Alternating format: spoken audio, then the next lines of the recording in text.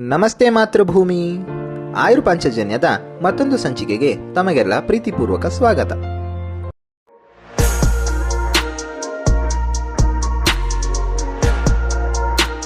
ದೇಹಕ್ಕೆ ಬೇಕೇ ಬೇಕು ವಿಟಮಿನ್ ಡಿ. ಹೌದು, ವಿಟಮಿನ್ ಡಿ ಅನ್ನೋದು ದೇಹಕ್ಕೆ ಬೇಕಾದಂತಹ ಅತ್ಯಂತ ಪ್ರಮುಖ ಸಪ್ಲಿಮೆಂಟ್ಗಳಲ್ಲಿ ಒಂದು. ಬೋನ್, ಮಸಲ್, ಹಾರ್ಟ್, ಬ್ರೈನ್, ಇಂಟೆಸ್ಟೈನ್ ಹೀಗೆ 10 ಹಲವು ದೇಹದ ಅಂಗಗಳಿಗೆ ವಿಟಮಿನ್ ಡಿ ಅತ್ಯವಶ್ಯಕ.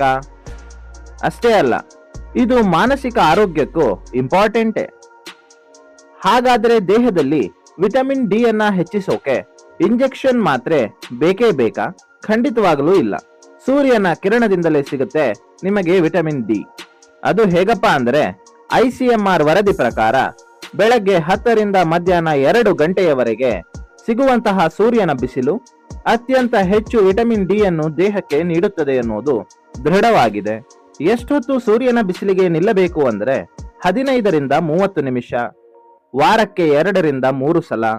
ನಿಮ್ಮ ಕಾಲು ಮತ್ತು ಕೈಗಳನ್ನು ಸೂರ್ಯನ ಬಿಸಿಲಿಗೆ ಮುಂದು ಮಾಡಿಕೊಂಡು ಕೂರಬೇಕು. ಅದು ಹೇಗೆ ಸೂರ್ಯನ ಬಿಸಿಲು ವಿಟಮಿನ್ ಡಿ ಅನ್ನು ಕೊಡುತ್ತದೆ ಅಂದರೆ, ನಮ್ಮ ದೇಹದಲ್ಲಿ ಈಗಾಗಲೇ ಇರೋ 7-ಡಿಹೈಡ್ರೋಕೊಲೆಸ್ಟ್ರಾಲ್ ಅನ್ನೋದು ಸೂರ್ಯನ ಬಿಸಿಲು ಬಿದ್ದ ತಕ್ಷಣವೇ ವಿಟಮಿನ್ D3 ಅಂದರೆ ಆಕ್ಟಿವ್ ಫಾರ್ಮ್ ಆಫ್ ಕ್ಯಾಲ್ಸಿಟ್ರಿಯಾಲ್ ಲಿವರ್ ಮತ್ತು ಕಿಡ್ನಿಗಳ ಸಹಾಯದಿಂದ ಉತ್ಪಾದನೆ ಮಾಡುತ್ತದೆ. ಈ ಆಕ್ಟಿವ್ ಹಾರ್ಮೋನು ದೇಹಕ್ಕೆ ಬೇಕಾಗಿರತಕ್ಕಂತಹ ಶಕ್ತಿಯನ್ನು ನೀಡುತ್ತದೆ. ಇಲ್ಲಿ ಗಮನಿಸಬೇಕಾದ ಅಂಶ ಏನೆಂದರೆ, ವಿಥೌಟ್ ವಿಟಮಿನ್ ಡಿ ಕ್ಯಾಲ್ಸಿಯಂ ದೇಹದಲ್ಲಿ ರಕ್ತ ಮತ್ತು ಮೂಳೆಗಳಲ್ಲಿ ಅಬ್ಸರ್ವ್ ಆಗುವುದಿಲ್ಲ. ಏಕೆಂದರೆ ವಿಟಮಿನ್ ಡಿ ಅನ್ನೋದು ಒಂದು ತರಹ ಗೇಟ್ ಓಪನರ್ ಇದ್ದಂತೆ.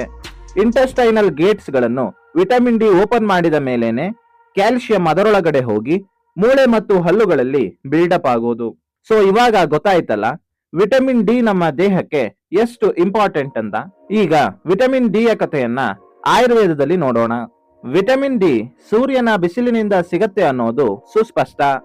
ಮೇಲೆ ಹೇಳಿದಂತೆ ಸೂರ್ಯನ ಬಿಸಿಲಿನಲ್ಲಿ ಕುಳಿತುಕೊಂಡು ಸನ್ರೈಸ್ ತೆಗೆದುಕೊಳ್ಳುವುದನ್ನು ಆತಪ ಸೇವನೆ ಅಥವಾ ಸೂರ್ಯ ಸ್ನಾನ ಅಂತ ಹೇಳಲಾಗಿದೆ. ಆಯುರ್ವೇದ ಕೂಡ ಸೂರ್ಯ ಸ್ನಾನವು ಅಸ್ಥಿಬಲವನ್ನು ಹೆಚ್ಚಿಸುವ ಜೊತೆಗೆ ದೇಹದ ಅಗ್ನಿಯನ್ನು ಸುಧಾರಿಸುತ್ತದೆ ಎಂದು ತಿಳಿಸಿದೆ. ಇದನ್ನು ವಿಮರ್ಶಿಸಿ ನೋಡಲಾಗಿ ಬೋನ್ ಸ್ಟ್ರೆಂತ್ ಮತ್ತು ಕ್ಯಾಲ್ಸಿಯಂ ಅಬ್ಸಾರ್ಪ್ಷನ್ಗೆ ಸೂರ್ಯ ಸ್ನಾನದಿಂದ ಸಿಗುವ ವಿಟಮಿನ್ ಡಿ ಸಹಾಯ ಮಾಡುತ್ತದೆ ಎನ್ನುವುದನ್ನು ಇಲ್ಲಿ ಸ್ಪಷ್ಟಪಡಿಸಲಾಗಿದೆ. ನಾವು ಮಾತ್ರೆ ಮೂಲಕನೋ ಇಂಜೆಕ್ಷನ್ ಮೂಲಕನೋ ತೆಗೆದುಕೊಂಡಿರೋ ವಿಟಮಿನ್ ಡಿ ಪ್ರಾಪರ್ ಆಗಿ ಅಬ್ಸರ್ವ್ ಆಗಿ ಅದರ ಕೆಲಸ ಮಾಡಬೇಕೆಂದರೆ ಅಗ್ನಿ ಮತ್ತು ಧಾತು ಪೋಷಣೆ ಸರಿಯಾಗಿ ಇರಲೇಬೇಕು. ಸೊ ದೀಪನ ಪಾಚನ, ಘೃತ ಮತ್ತು ಕ್ಷೀರ ಪ್ರಯೋಗ, ಬಸ್ತಿ ಚಿಕಿತ್ಸೆ ಇವೆಲ್ಲವುಗಳನ್ನು ವಿಟಮಿನ್ ಡಿ ಸಪ್ಲಿಮೆಂಟ್ ತೆಗೆದುಕೊಳ್ಳುವುದಕ್ಕೂ ಮುಂಚೆ ಪಡೆದರೆ ಗ್ರೇಟ್ ರಿಸಲ್ಟ್ಸ್ ಗಳು ಸಿಗುತ್ತವೆ ಎನ್ನುವುದರಲ್ಲಿ ಯಾವುದೇ ಅನುಮಾನ ಇಲ್ಲ. ಇಲ್ಲದಿದ್ದರೆ ವಾತ ಹೆಚ್ಚಳ ಆಗಿ ಅಸ್ಥಿಧಾತು ಕ್ಷಯ, ಎಲುಬು ನೋವು, ದೌರ್ಬಲ್ಯ, ಬೆನ್ನು ನೋವು, ದಂತ ದುರ್ಬಲತೆ ಆಗೋ ಚಾನ್ಸಸ್ ತುಂಬಾನೇ ಇರುತ್ತೆ. ಇದರ ಜೊತೆಗೆ ಹಾಲು, ತುಪ್ಪ, ಎಳ್ಳು, ಬಾದಾಮಿ ಸೇವಿಸಿ ವಿಟಮಿನ್ ಡಿ ಡಿಫಿಷಿಯನ್ಸಿಯನ್ನ ನೆಗ್ಲೆಕ್ಟ್ ಮಾಡದೆ ಆಯುರ್ವೇದದೊಂದಿಗೆ ವೈಜ್ಞಾನಿಕವಾಗಿ ನಿಮ್ಮ ದೇಹ ಖುಷಿ ಪಡೋ ರೀತಿಯಲ್ಲಿ ಆಯುರ್ವೇದದ ಜೊತೆಗೆ ಸಪ್ಲಿಮೆಂಟೇಶನ್ ಅನ್ನ ಕೊಡಿ. ಕೇವಲ ಇಂಜೆಕ್ಷನ್ ಅಥವಾ ಮಾತ್ರೆ ಎಂದಿಗೂ ಮನುಷ್ಯನ ಆರೋಗ್ಯದ ಸಮಸ್ಯೆಗಳನ್ನು ಬಗೆಹರಿಸುವುದಿಲ್ಲ. ಹಾಗೇನಾದರೂ ಆಗಿದ್ರೆ ಪ್ರಪಂಚದಲ್ಲಿ ಇಂದು ಯಾರು ರೋಗಿಗಳೇ ಇರುತ್ತಿರಲಿಲ್ಲ. ಇದಾಗಿತ್ತು ಮಿತ್ರರೇ ಸೂರ್ಯ ಸ್ನಾನ ಮತ್ತು ವಿಟಮಿನ್ ಡಿ ಯ ಕುರಿತಾದ ಸಂಕ್ಷಿಪ್ತ ಮಾಹಿತಿ. ಮುಂದಿನ ಸಂಚಿಕೆಯಲ್ಲಿ ಆಯುರ್ವೇದದ ಮತ್ತಷ್ಟು ಆಸಕ್ತಿಕರ ಸಂಗತಿಗಳನ್ನ ನಿಮ್ಮ ಮುಂದೆ ಪ್ರಸ್ತುತಪಡಿಸಲಿದ್ದೇವೆ. ಧನ್ಯವಾದ. ಜೈ ಹಿಂದ್, ಜೈ ಆಯುರ್ವೇದ, ಜೈ ಕರ್ನಾಟಕ ಮಾತೆ.